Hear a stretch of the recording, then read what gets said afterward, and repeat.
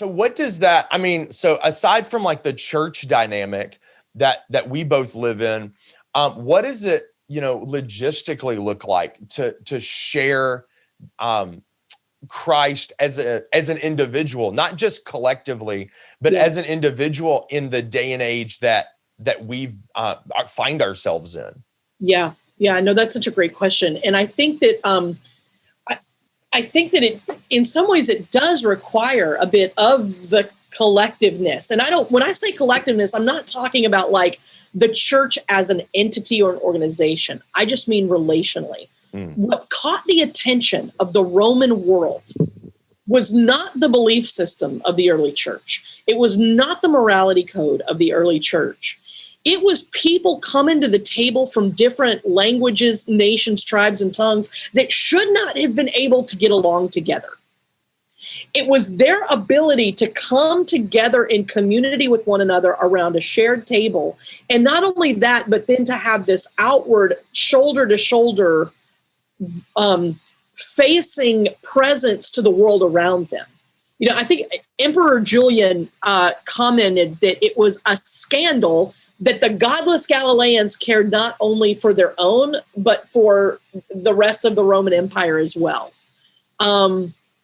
That's what caught the attention of the ancient world. Like, Christianity spread because of the radical community. And when I say radical, I mean like these people should not be able to be in community with one another, and yet they are. And not only that they're in community with one another, but the way they're serving the world around them. So when I think about how do we show the world Jesus? Like, to use the old language, like, how do we evangelize? How do we show Jesus? How do we bring people into faith? I think we've got to start relying more in terms of the individual practices that you mentioned. I think we need to rediscover radical hospitality as one of the most powerful means of bringing people into the presence of Jesus. And again, this goes back to place and presence. And when I say hospitality, also coming from Alabama, minds immediately go to like teacups and doilies and well-set tables. And that's not what I'm talking about. I'm talking about creating safe places where people feel like they belong. Yeah. And they're accepted and they're loved.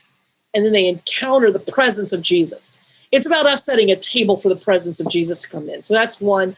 I think another one is, I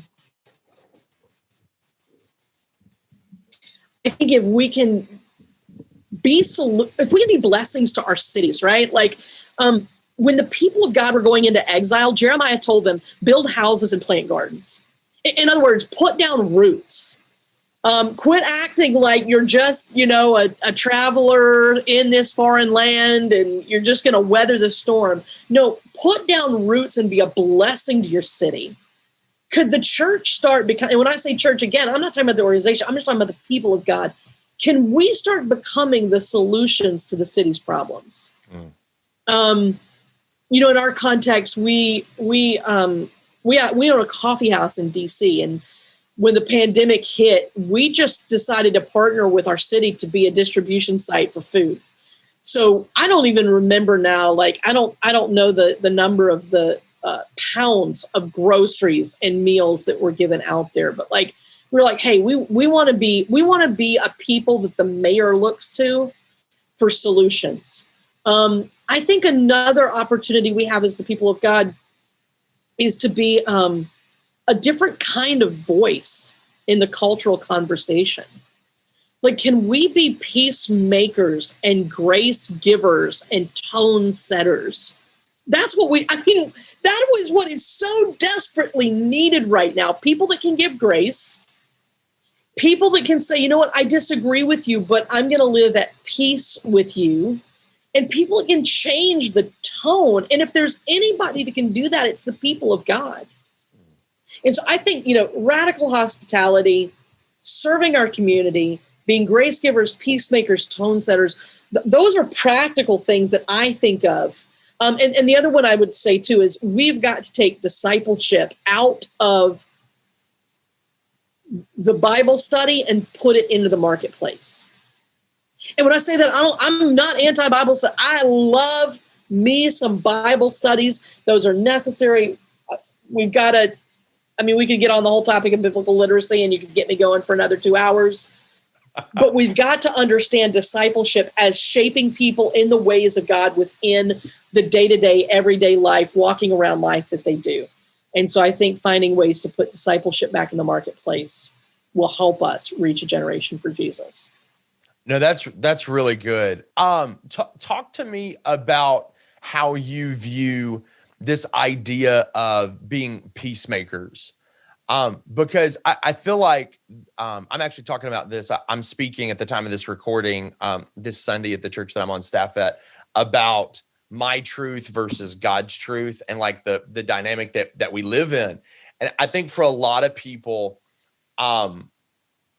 we've lost the ability to have a differing conviction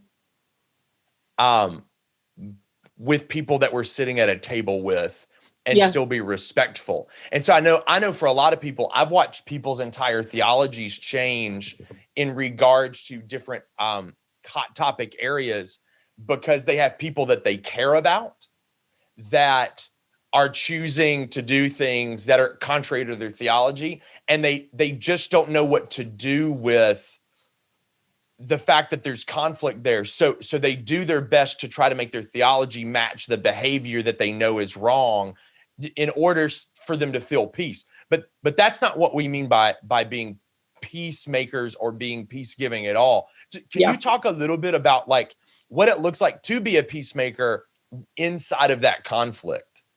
Yeah. And, sometimes we think that peace is like the absence of conflict. But peace doesn't mean the absence of conflict in a biblical sense any more than courage means the absence of fear. This is something we're pursuing and we're bringing into the situation despite the presence of these things. So let me ask you maybe a clarifying question to make sure I run the right way in this. Are you speaking more to finding internal peace when what you are thinking or feeling on the inside is at odds with maybe what God's truth, when your truth and God's truth collide? How do you find peace in that? Or are you talking about when two people with differing opinions come to the table to talk about that and how they enter that conversation together? I think it's both but in context of like what you were saying about peacemakers, what I've observed, and maybe my observation isn't as broad as I think it is, but what I've observed is people, in order to be able to sit down with people, they feel like they have to agree with them. They feel like they have to be able, or it's vice versa. I won't allow myself to sit down with somebody because we disagree on X or Y topic. And so one of two things happens. Either we alienate those people who think differently, or because of our love for that person or that group of people, we change how we have received truth for a different version of truth in order to feel comfortable. Yep. And so how do we understand peacemaking in light of the fact that you and I think differently on a major issue, but we're still fighting for peace in a relationship? Yeah. No, as we talk about that, there are so many different people that are firing in my brain right now, right? Like of, friends, family, people that I would disagree with. And am I going to, is it about me like setting down my conviction to be in harmony with them? Or is it us about finding a way to both be, to hold the conviction we have and still love each other? And Andy, I go back there to what our youth group is doing right now that I think is just tremendous. This idea of we need to listen well. We spend so much time talking at one another. I mean, much of the cultural narrative over the past year especially has just been, it's just talking at one another without really listening. I mean, I think that one of the gifts we should bring to the world as the people of God is a holy curiosity. Just, are we willing to be so curious about someone else's story and perspective and hungry to learn that we're willing to listen well? And by that, I mean, when someone else is talking, we lean in a little bit closer, not so our voice can be heard more loudly, but so we can understand better what they're saying. And then secondly, I mean, ask anything.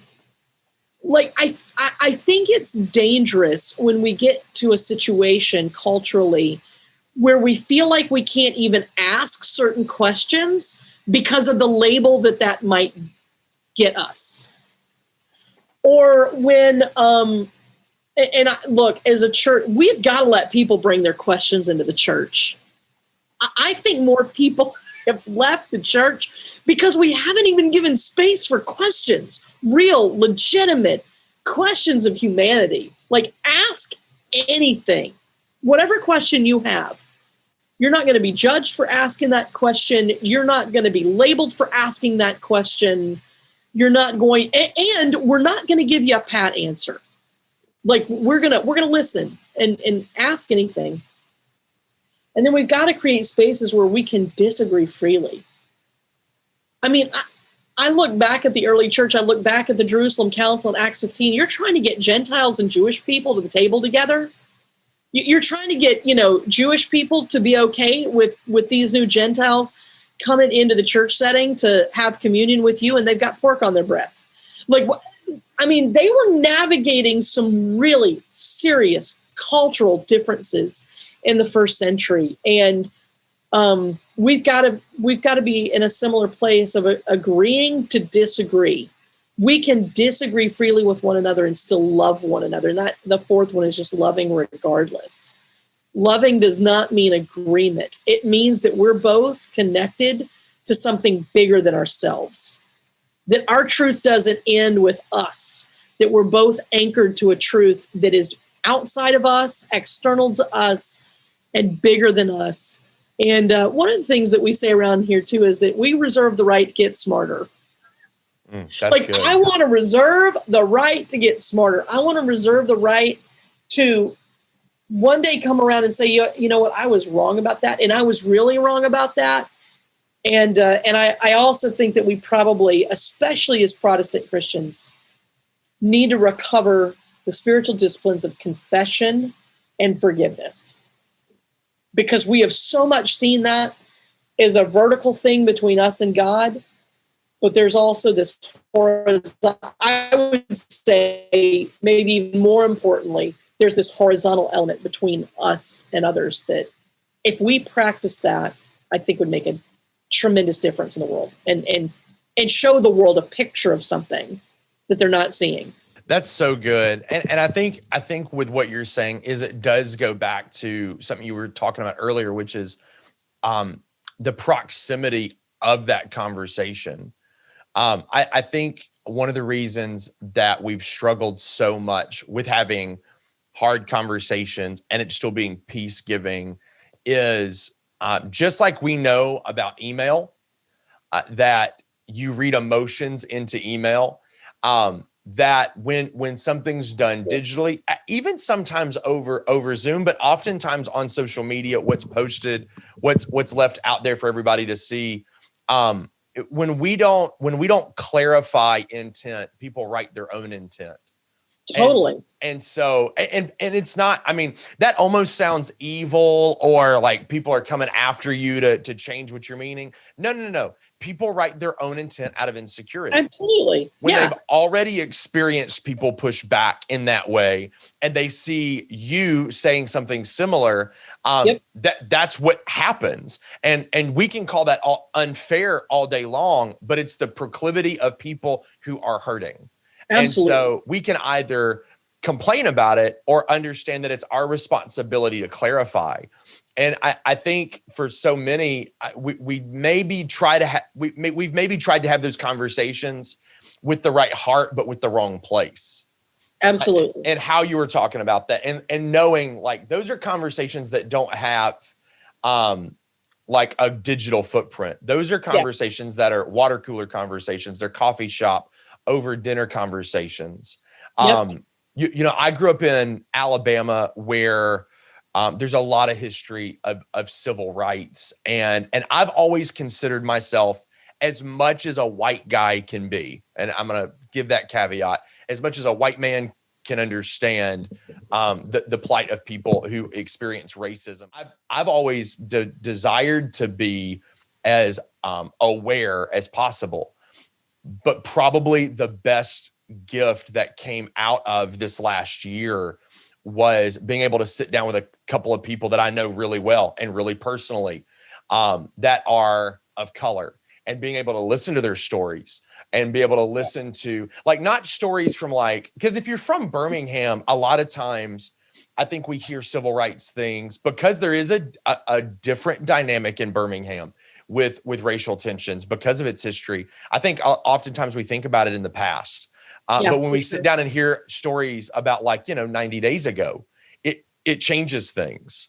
But had I not had that opportunity for those special proximity conversations, I would have missed out on, as you said, the opportunity to be smarter. And things that I probably prior to those conversations would have said, I don't really know exactly how I feel about that. I can walk away with a much different conviction than what I thought I would have had prior to those conversations. Absolutely. 100%. When I'm sitting, particularly if it's on my front porch or my kitchen table, and I'm having a conversation with Marion or Joel or Joshua or Dee or any number of people, and I listen to their story, it just changed. And I will say, I think that is one of the gifts that we've been given in some of the tensions that we faced in our nation, culturally, racially, politically. It's elevated the conversation. And our question, especially as people of faith, are we going to allow that to polarize? Or are we going to allow that to be an opportunity for us to lean in and lead the way for a nation that is in a very polarizing space right now? Say, look, we can listen to one another and we can learn. And another thing, again, going back to the disagreeing freely, I had to come to a point a few years ago. This was it probably just sounds like obvious to most people, but for me and the way I'm wired, I realized that understanding someone did not have to equal agreement. Like, I think because I'm so left brain that if I can understand your logic, that means that I have to agree with you. But the reality is we can completely understand and empathize with another person, understand where they're coming from, and still hold to a different opinion. And as the people of God, we've got to practice that. We've got to exercise that muscle. That's so good. That's so important. I think for many people right now, we live in a world where the response is, if I don't agree with it, it's not real. Yeah. Well, or if I haven't experienced it, it's not real. Yep. And I don't think we have come to understand how narcissistic that statement is. Like when we hear it out loud, we all go, "Oh gosh, I would never say that." But when we push back on things because we disagree with them theologically, philosophically, or politically, as if it's not as accurate as what that person's communicating, or maybe that's just their experience and not everybody's experience, simply because it's different than how I view things, that's actually demeaning that person. Yeah. When all they need us to do is understand. They don't need us to agree. They just need us to understand. That's such a good point. I really appreciate the time that you've taken to hang out and talk. This is going to be a couple of episodes here on my podcast, and I hope that for those of you guys watching this, I hope that you'll do two things. Number one, I hope that you'll listen to this and really take this conversation to heart and give you something to process. I also hope that you'll take some time to go connect with Heather on social media and just go check out what she's doing at National Community and the impact that she's making there. And then lastly, I said 2 things. I'm going to say 3 because it's my podcast and I have the microphone. I would love, if you've enjoyed these conversations, to hit that share button. You can share in 2 different ways. You can share it on social media. You can also hit the share button on Apple Podcasts or on YouTube, and literally just text it to somebody. Text a link and say, hey, you should hear this conversation. And so thank you so much for your time, Heather. It's always a pleasure to get to see your face and get to hear your heart and what you're processing and what you're thinking. Thank you so much. Oh, thank you, Andy. It was a privilege. It's an honor. Appreciate the opportunity. Well, hey, until next week, you're watching the Andy McMillan podcast.